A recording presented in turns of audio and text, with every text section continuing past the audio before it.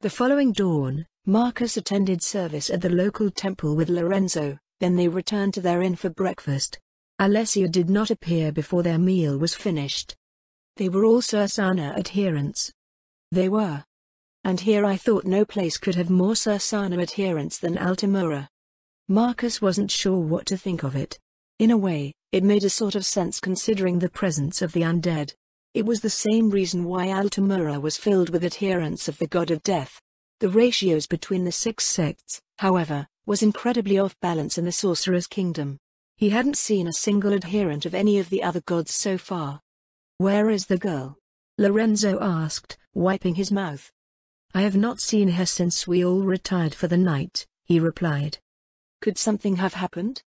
"We are not at war with the Sorcerer's Kingdom yet," he smirked, "so probably not." Marcus looked around the tables once more before walking over to ask the man attending the reception. "She hasn't come down from her room," the man replied after asking the staff, "as far as we've seen." "Which room?" "Our group is about to leave town." "Your group? May I ask how you are related to Miss Altamura?" "We are part of the same contingent of paladins," Marcus explained. "On official temple business to Eranthal." Saying something along those lines usually expedited things in the theocracy, but the man seemed no more hurried than before. He flipped through what Marcus assumed to be a guest registry, putting on a face after reading what was there. "What is the matter? You understand that we can't simply give away the locations of our guests to anyone who asks, especially that of a young lady." "Lady? Just what in the world did she look? She has been my squire for the last 6 years." "So you say?" "By the 6, arg. Then send someone to fetch her down here." The receptionist did as he asked, sending one of the inn staff to wherever Alessia was. It wasn't long until she returned, however, and Alessia was nowhere in sight. "Sign says do not disturb," the woman said matter-of-factly. "For the love of, just tell me where she is, or I will begin to think you have done something to her." This is troubling, dear guest. If you had some sort of proof of your..." "Proof?" Marcus' hand went to his clasp. "Is the insignia of my order insufficient for my claim?" "It proves who you are, but Miss Altamura registered with no such identity." "Then how?" Marcus reached into his belt pouch and pushed the plaque with the sigil of House Corlin straight into the man's face. "Will this do?" The man backed away and uncrossed his eyes. They widened in recognition, and he bowed deeply along with the woman beside him. "My apologies, sir. The room. 401, sir." The man held out a key. The sound of Marcus's boots stomping up the stairs concealed his dark mutterings. That the nobility held more trust than the temples was an absurd notion. The Do Not Disturb sign dangling on the doorknob of room 401, the only room on the floor, greeted him, and he knocked lightly on the door. "Alessia?" he called after receiving no response. "It is me, Alessia." The room remained silent. He unlocked the door, stepped inside and immediately stopped at the sight of the luxurious suite.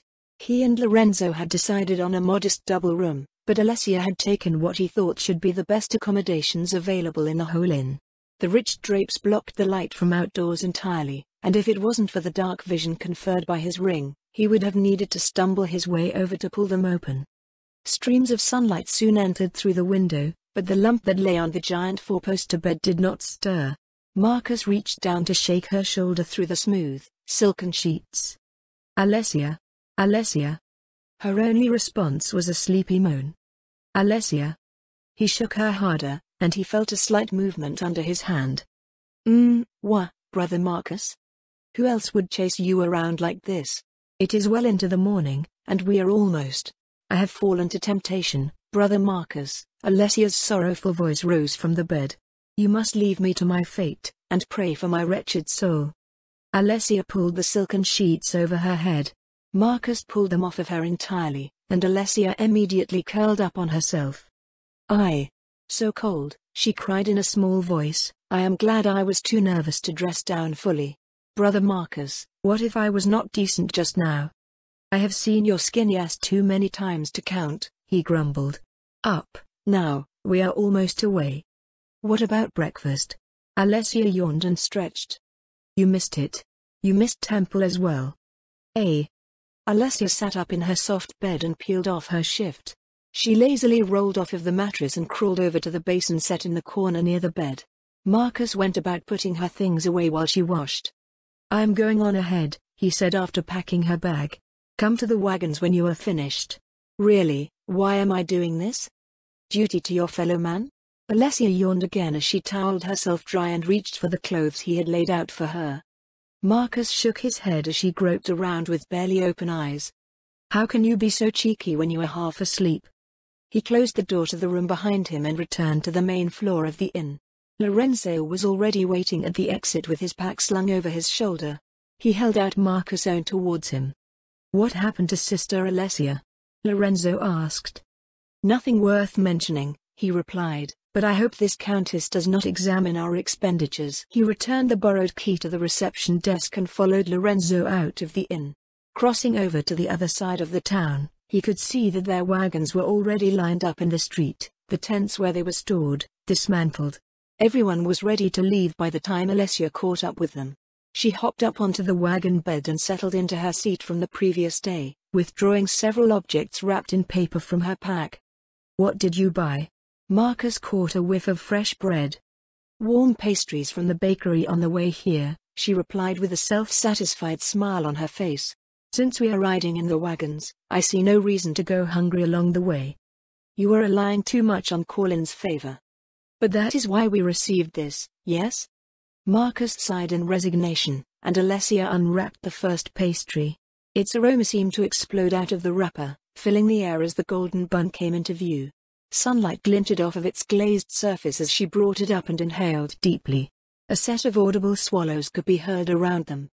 "This looks too good to eat," Alessia marveled at the pastry before taking a large bite anyway. MMPH, this is so good. Look, brother, there are even roasted and glazed meats inside." Alessia continued to shamelessly enjoy her breakfast. Marcus stood up and hopped off of the wagon. "We are soon away, brother Marcus. Where are you going?" "Putting an end to your torment," he replied as he joined the other paladins who had dismounted. After an entirely understandable delay, the paladins and their wagons left the town, pastries in hand. Now that they knew what to look out for, they started to catch glimpses of undead whenever they passed a village or hamlet on their journey north. As with the town, skeletons were being used to help with chores around homes, fetching water and firewood, hauling feed and sweeping away dirt and debris. Marcus even saw one attaching wash to a clothesline. The idea that undead summons could be used to assist in various things was not actually a new idea to the paladins, but their use by the common folk was. Certain divine casters preferred to summon undead on patrol, specifically those accustomed to maintaining the border along the Katza Plains.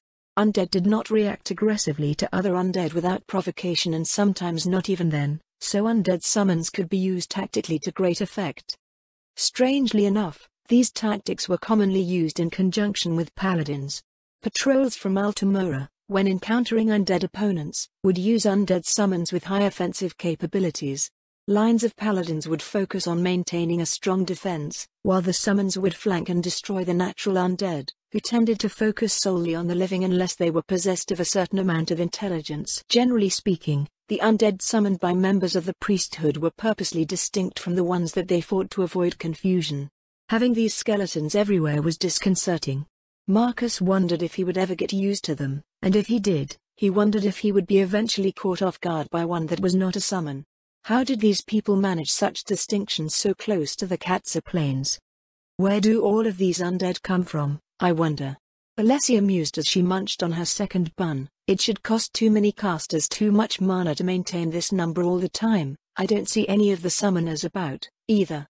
They're leased from the Sorcerer's Kingdom, the driver answered her. It's said they all belong to the Sorcerer King himself. Leased?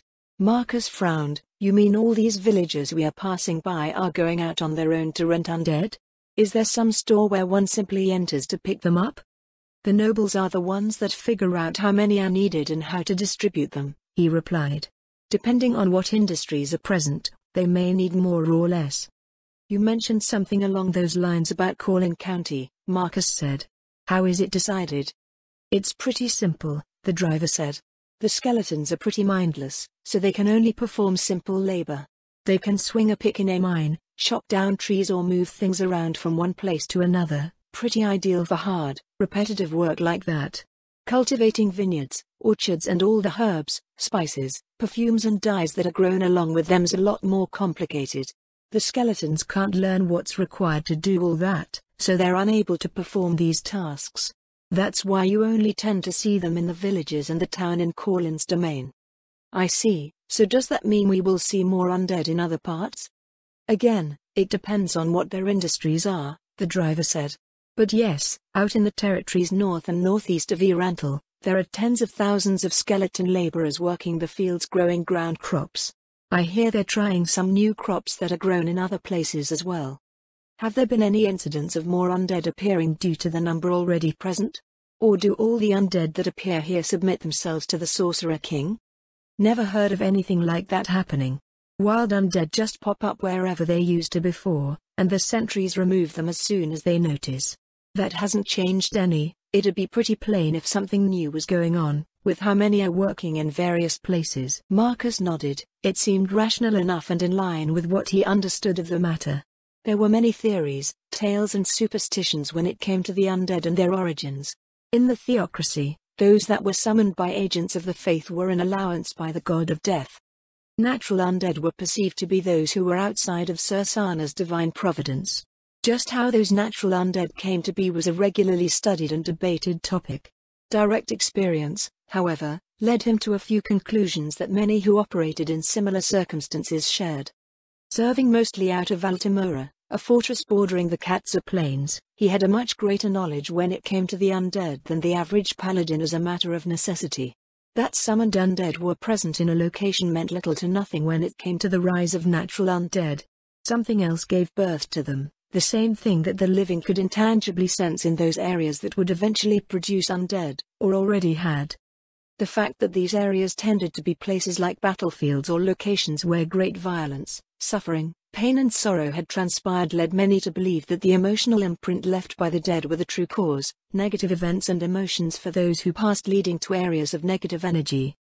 The most disturbing part about these areas was that, while they pooled negative energy and grew in strength, what collected did not seem to be finite.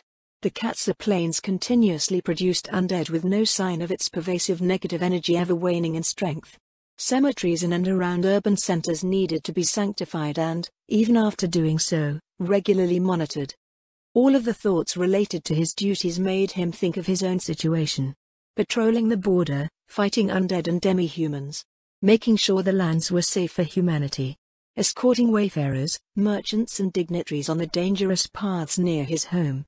Once in a while, he would need to chase down rogue necromancers who would go to Katsa to study.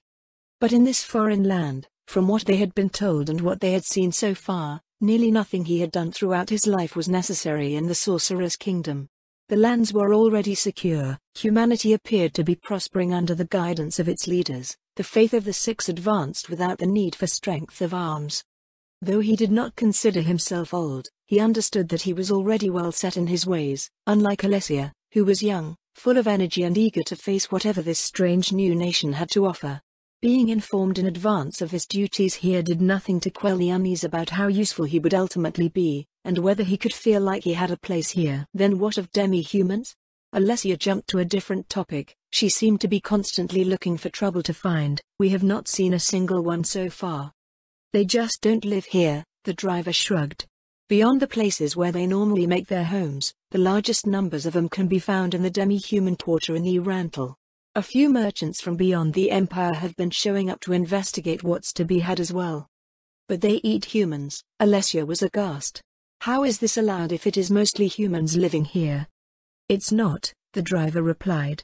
Eating citizens and foreign visitors entering through the appropriate channels is illegal. It's not as if they all eat meat anyways.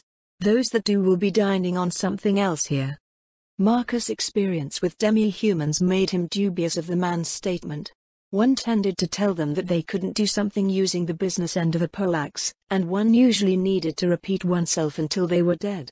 He wanted to ask the driver to elaborate on what he had just said, but the man turned his attention away from the conversation and peered up the slope to the north. In the distance ahead, a group of figures could be seen through the shimmering heat of the day.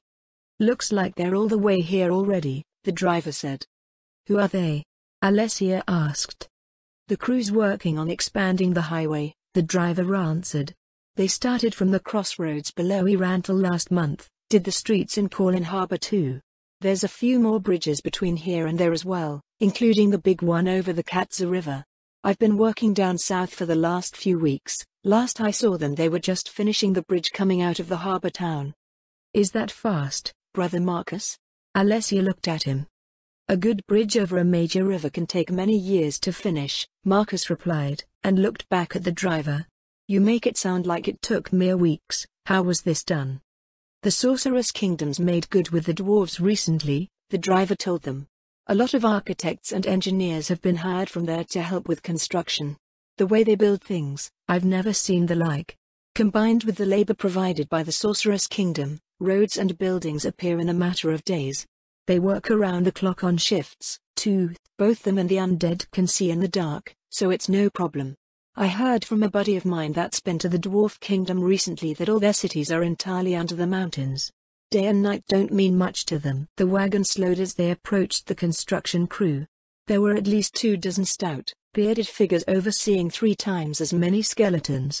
They did not have the look of hill dwarves or the notoriously evil dark dwarves from the Abelian wilderness, but they were still similar enough in appearance. Pieces of heavy equipment were being handled by iron golems that towered above the much shorter dwarves. The procession diverted onto the grass to go around the construction, slowing down markedly and allowing the paladins to have a good look at their work. Constant activity covered the entire stretch, with the dwarves directing groups of skeletons as they removed the old road, laid new layers of earthworks and fitted new paving stones onto the surface. A line of wagons drawn by soul-eaters followed the construction, each filled with different materials for the highway. Small carts were filled and moved around by another set of undead laborers. After they passed the worksite, the driver eased their wagon onto the new road, and the sound of rumbling wheels diminished to nearly nothing compared to before. Marcus looked over the edge of the wagon to the smooth surface below. The solid line of stone, enough to comfortably accommodate 3 of their wagons side by side, stretched uninterrupted to the north to disappear over the valley ridge. What kind of road is this? He asked. Honestly, I have no idea, the driver said. I haven't seen anything like this until the dwarves came, so it must be their work. The dwarves are masters of earth and stone. I don't think I've been to any place that can match their construction. The highway's going to be rebuilt all the way to the Theocracy border. Don't think the Theocracy hired them to do their side, though. That's a shame for anyone spoiled by these new roads. They are nice. Marcus was still getting over the eerie feeling of such a smooth road, but are they really necessary? Certainly helps with wear and tear, but you're right, this type of road wasn't just ordered for plain old wagons, it's for the soul-eaters. What does that mean? Well, simply put, the old wagons can't survive the speed that soul-eaters can run at on the old roads for very long. House Wagner's been working to engineer wagons more suited to their use. Between those and the dwarven roads, travel within the Sorceress Kingdom's going to become much faster than before. How fast are we talking about here? It takes 2.5 days for a heavy freight wagon with a full dozen horses to go from the city to the Theocracy border. According to the rumors by the people in our company working on this, the soul-eaters with their new wagons will take about half a day. They're actually saying that it can go faster than that, but they're worried about accidents and such. They passed a group of large tents, which Marcus assumed belonged to the road crews, while he considered the implications of what he had seen and heard. If he recalled the map of the duchy correctly, it meant that one of these soul-eaters could whisk any cargo, be it raw goods, supplies or soldiers, from one end of the Sorceress Kingdom to the other in about a day with these innovations. Actually, since soul-eaters were undead and thus required no rest, he wasn't sure what the driver meant by a day anymore. Caravans generally traveled during the daylight hours and stopped while there was still light to make camp. In Corlin County, at least, travelers could journey for longer periods with these towns positioned to provide hospitality to them every evening. Aren't you worried for your livelihood if that's the case? He brought up another point. Not really, the driver replied. These soul-eaters are rented out to transport companies for work inside the Sorcerer's Kingdom. They usually have a driver along for regular business just in case a human touch is needed, but all the ones you've seen so far are for public works. We use them too, but most of House Wagner's business is out of the country, so we still mostly rely on draft animals. Lady Wagner's just helping out here until things are settled. It seems awfully nice to divert so many of your vehicles like that. Well, we're still being paid, the driver shrugged. Besides, the heads of both houses are good friends. House Wagner isn't a vassal of House Corlin, is it? We're not. Both Wagner and Corlin are direct vassals of the Sorcerer King. That was decidedly strange. No matter where one went, political realities tended to keep such friendships to a minimum. Being long-term allies with aligned interests was usually the closest that aristocrats came to one another. Friends meant they had gotten too close and would be dragged into whatever problems each of them had. Since they were on the topic, he felt it a good opportunity to get a feel for the political climate of the land. Have they always been that way? He asked. Nah, the man answered, it's something that happened when everything was turned upside down. The only close friend House Corlin had before that was House Saradnik, and they've been on good terms forever. Another unfamiliar name, but this one tickled his recognition, at least the sound of it. While Corlin was a name that spoke of a northern lineage, Zaradnik sounded like a name that hailed from the lands to the south of the theocracy. They are all of similar rank?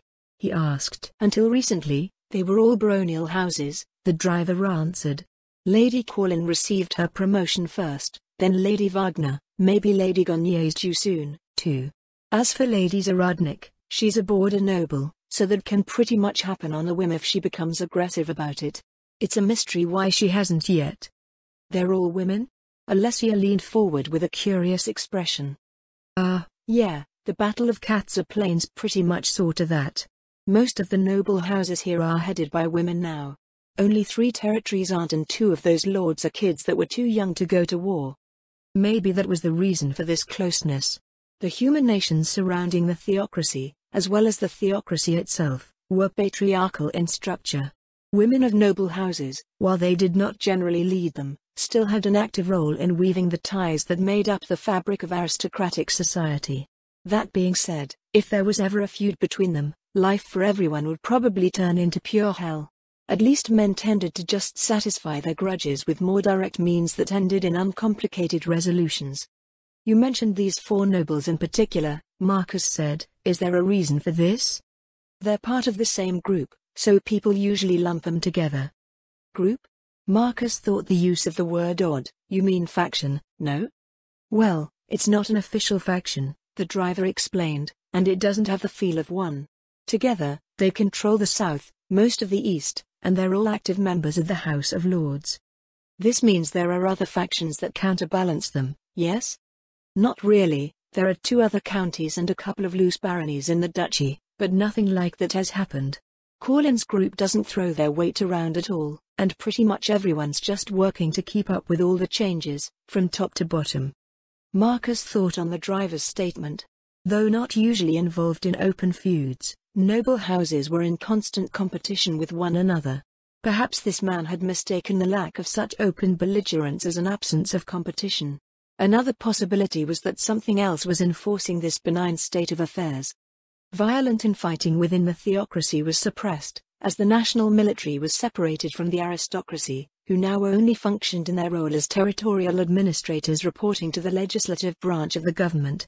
The Baharuth Empire was also pursuing this route. The military obligations of its nobility were removed through a long series of reforms, and a standing army had been founded in generations past. Now, Emperor Jurkanov was in the process of establishing a new set of administrative standards over the entire nation. In Riestais, however, a noble still had military obligations, administrative authority, rights on taxation and justice, and they were only answerable to their liege. As the laws of Riestais had been adopted in the Sorceress Kingdom, it should also be the case here unless those laws had been reformed. Tell me, he said after considering what he knew, do the nobles here still handle their own security? In their lands, yes. House Corlin uses a mix of human and undead forces leased from the crown.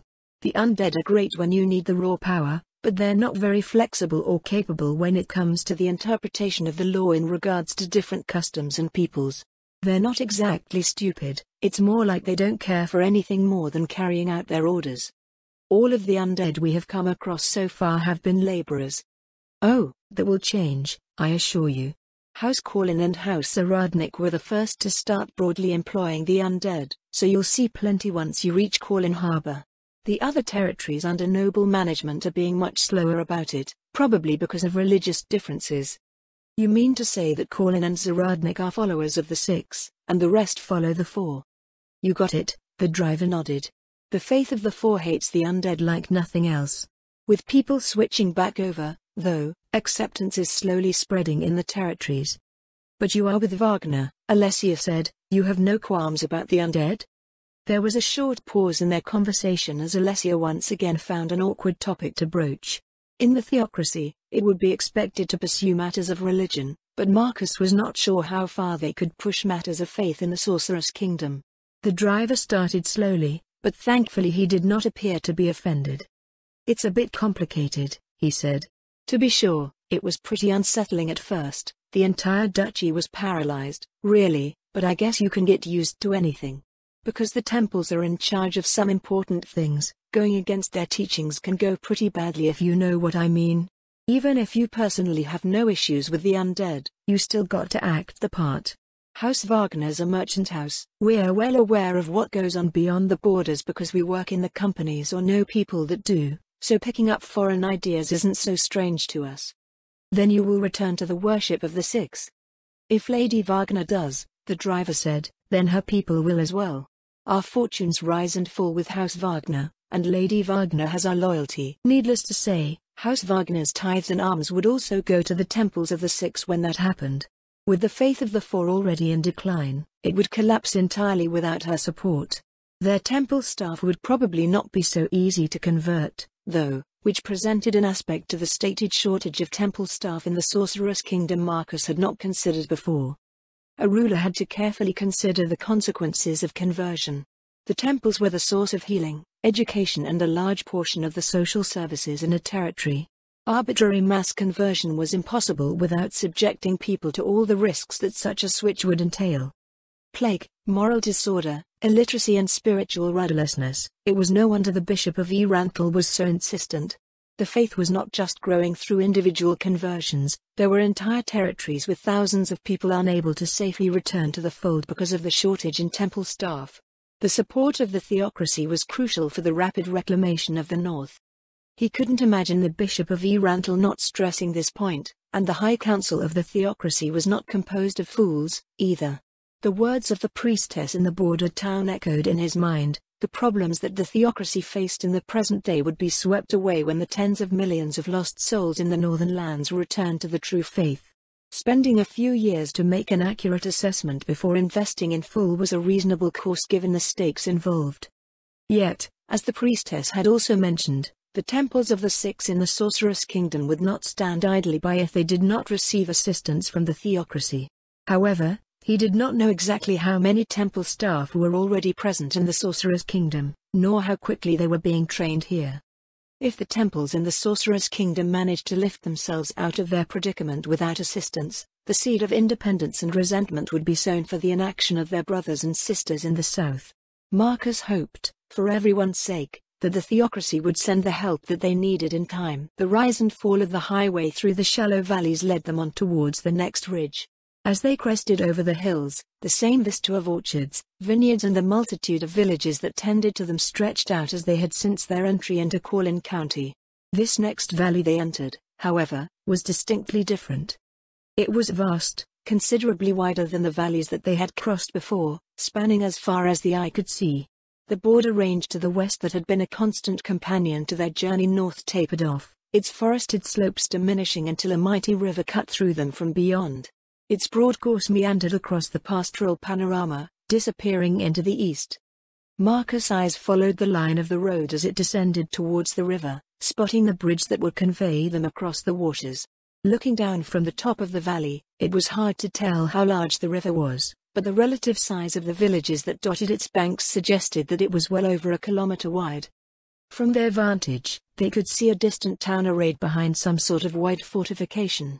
Like the towns they had passed through, it was constructed from white limestone, shining brightly in the afternoon sun. The bridge led into a gatehouse near the midpoint of the walls. Beyond the town, on a broad rise that dominated the surrounding landscape, another set of walls shimmered in the warmth of the afternoon.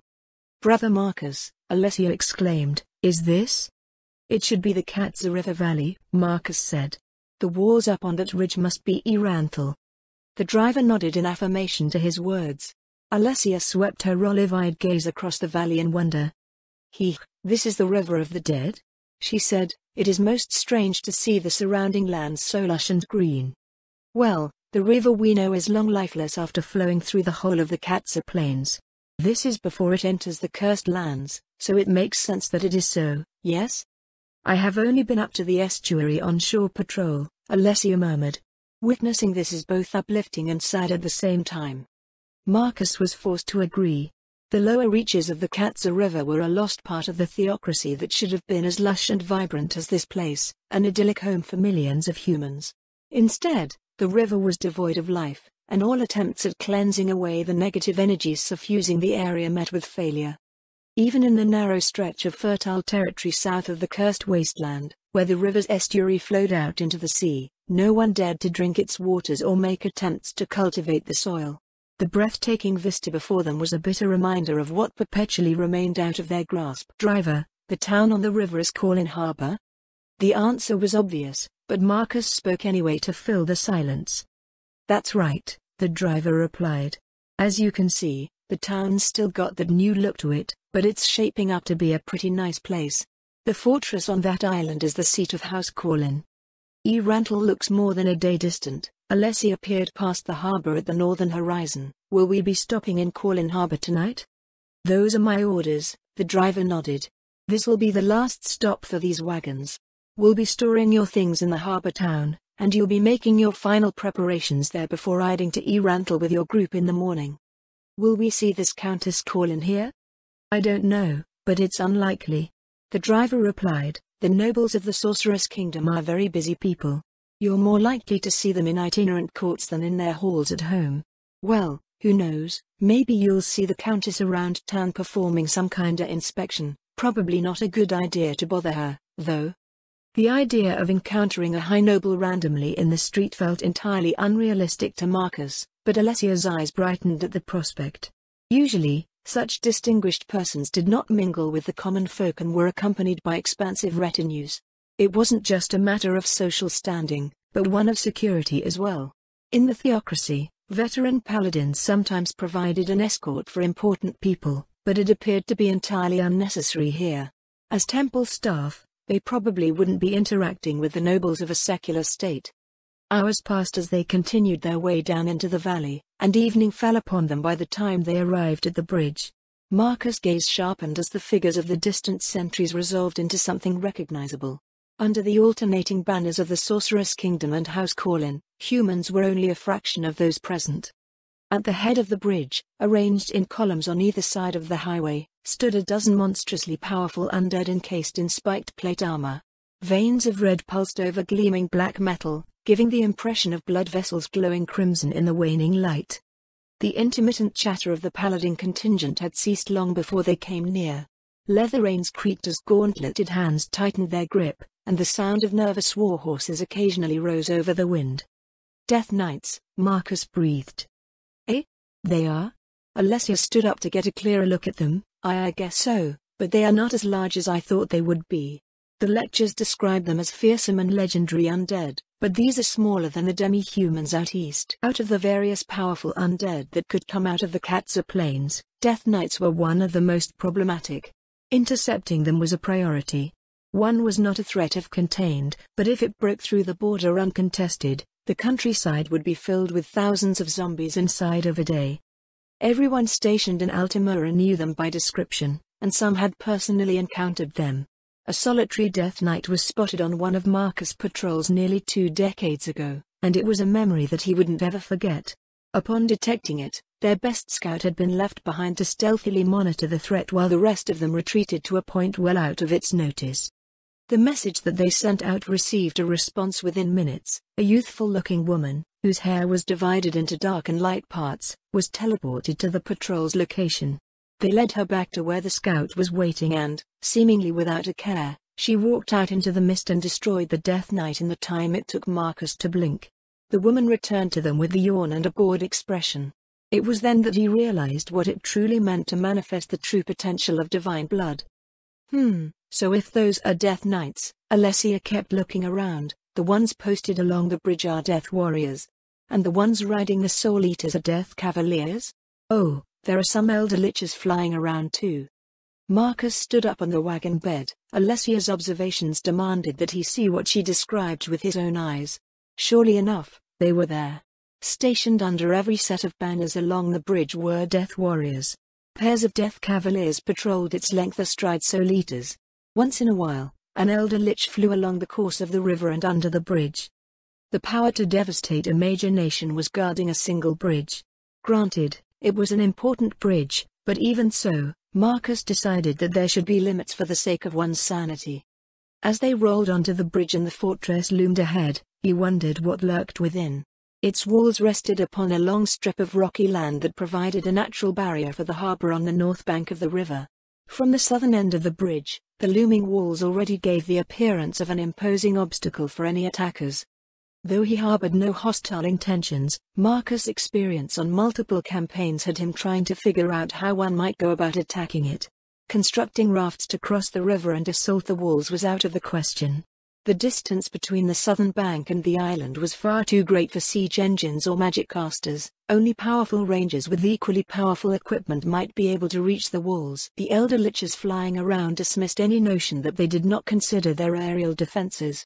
Flight magic was limited and defenders on the walls would make short work out of any such assaults.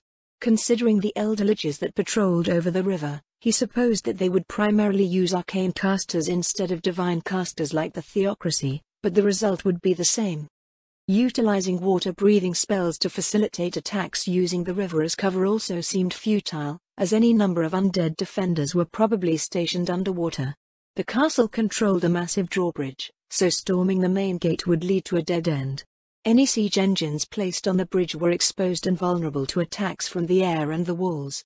In the end, Marcus decided that a crossing would have to be made somewhere else along the river. Establishing a foothold on the north shore with the Theocracy's regular army demanded control of both the river and the air above it, and he was dubious over the possibility that this could be achieved. It would have to be a clandestine assault with a group of combatants in the realm of heroes. He continued to consider this assault until he imagined said heroes being thwarted by wagons transporting grapes. No, not even a force of heroic individuals would work. Their regular army stood no chance, and even a hand-picked group of powerful people would most likely lead to failure. The mightiest forces of the Theocracy would need to be deployed to take Corlin Harbor, but if a harbor town took that much, how hard would it be to take Herantle? For that matter, was it even possible to take Corlin Harbor if it was being reinforced by the nearby city? Marcus supposed that this overwhelming strategic position was a deterrent in itself. If a veteran paladin of the slain Theocracy considered the challenge all but impossible, he imagined that any other nation in the region would similarly throw up their hands at the futility of it all. It was a textbook example of achieving peace through strength, but from where did all this strength appear? The most popular theory, at least in Altamura, was that the Sorcerer King was a powerful undead being that hailed from the ruined metropolis deep within the Katza Plains. The undead observed in the Sorceress Kingdom thus far were all roughly as strong as those that could appear there, which supported this speculation. The general notion was that the Sorcerer King had gathered his forces over a long period of time and finally struck out when he was well and ready. As Katza was once a fertile and productive territory settled by humanity, perhaps the Sorcerer King was once a human himself, a great magic caster who had succumbed to the same curse that fell upon his land. With the most recent skirmish between Riastais and Baharuth, which had resulted in the appearance of the Sorceress Kingdom, the Sorcerer King presented claims that the lands around Herantle were his, so it made a sort of sense. It would also go far in explaining why the population was left in apparent peace rather than slaughtered wholesale if he considered them his rightful subjects. The sound of the wagon's wheels crossing onto the drawbridge turned his attention to the imposing gatehouse. They passed through its multiple doors and portcullises and into a huge space enclosed by walls on all sides. The highway ran through to the northern side. Other gates could be seen to the west and east, and the walls all around were bare save for the gatehouse in each wall. A killing field. This was the first thought that entered his mind. If by some miracle an army stormed the bridge and broke through the gate, they would enter an area where the defenders could rain death upon them from all sides. They could even be allowed entry on purpose, and their only avenue of escape denied them. When enough soldiers spilt in, Marcus gave his head a shake and shuddered. Whoever had designed this place was not someone he would ever want to face in a siege. In a conventional conflict, hundreds of thousands of the theocracy's soldiers could be thrown at this place and still not make it past its second layer of defense, probably not even the first. Surely it couldn't be the same noblewoman who managed such an idyllic territory. This citadel of unyielding violence stuck out like a sore thumb amidst the pastoral surroundings. This fortress, Alessia noted, it appears to be many times harder to take than Altamora. You make it sound like you have a way, Marcus snorted. I do not know how the defenders would respond, but there is a place to easily make a dam upriver. Build it high enough, and the river will do all the work when it is unleashed. You investigated the Sorceress Kingdom before we came? Of course, Alessia said, knowing as much as possible before coming here felt prudent, so I took a leave of absence to study in Kami Miyako when I first received the summons. No wonder I have not seen you around recently. Still, your plan will probably only damage these fortifications. It is also likely that the bridge will be destroyed, which gains the attackers nothing. This place is impossible to take without ridiculous losses, so denying it to the defenders serves just as well. If it destroys so many of these, her hand gestured loosely at the undead that could be seen in every direction, then it is even better. According to the maps, there is an easier way in, anyway.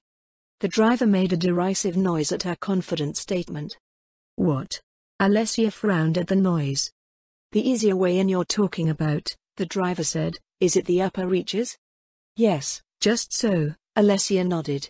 No one in their right mind would think that it's easier to invade through there. Why is that?